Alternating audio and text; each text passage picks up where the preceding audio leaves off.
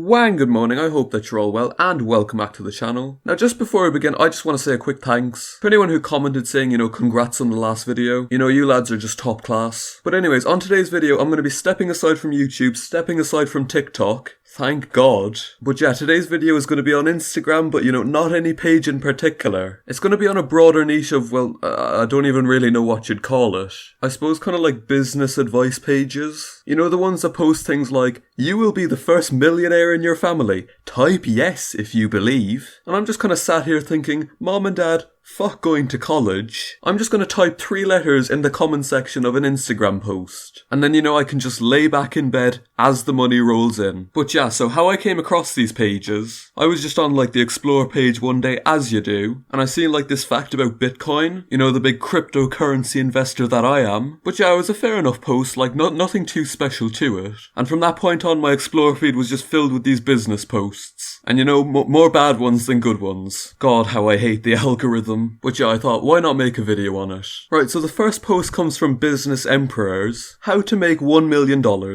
Sounds quite nice. But when you actually look at the post, all that it is just bloody multiplication. Lad, I'm on Instagram, not in fucking school right now. Sell a 200 product to 5,000 people. No shit it adds to $1 million, but this post is meant to be about how to make $1 million. But yeah, let's just move on to another post by Entrepreneur Thinks. And they're here to give some advice on how to make life choices. So society's advice is to go to school, get a job, get married, get in debt, work to pay off the debt, have kids, and then retire, and then die. It is a bit depressing and all that, but it is fairly accurate to real life. But then when you're looking at the businessmen's advice, it really puts the pile of shite on top of the cake. So first, go to school if you want to. For the next step, I hope you've been investing since the age of 12, because now you've got to start up a business. Then work your ass off, hire employees, travel the world, date a boss, and marry a boss, and then just to top it all off, have boss children. Honestly, I don't think there's anything boss about children, especially if they watch the Morgs channel. Then after you've retired, you get to live. You don't die, you're now immortal. So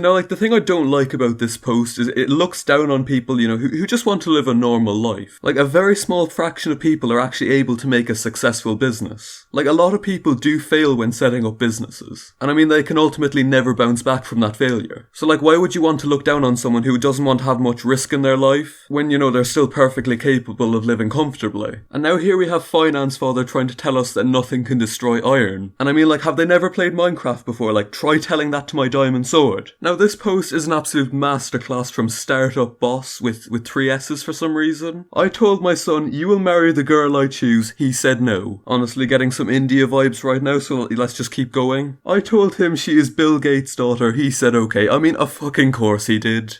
Great looks, great personality, couldn't have anything to do with the money. And then he goes on to say, I called Bill Gates. And I'm just here thinking, I'm sure you did, lad. Everyone's got Bill Gates' number saved on their phone. But anyways, he said, I want your daughter to marry my son, and of course Big Billy Gates said no. But then he said that his son is the CEO of the World Bank, and apparently Bill Gates says yes. Isn't it just great to know that one of the richest people in the world is absolutely brain dead? But anyways, then he calls the president of the World Bank, because everyone's got his number as well, and asks him to make his son the CEO. You can figure out the rest yourselves. But the last line, this is how politics work. I don't really think it is, lad. But yeah, I feel that one kind of speaks for itself on how stupid it is. The next post we have here is on inflation silently robbing your purchasing power since 1913. And yeah, fair enough, the prices of things are going up, year by year. But so are people's incomes. And honestly, I don't really fancy going back to 1913. Literally one fucking year before the world went to war. Now here's a post from Money.Jim saying the best way to teach your kids about taxes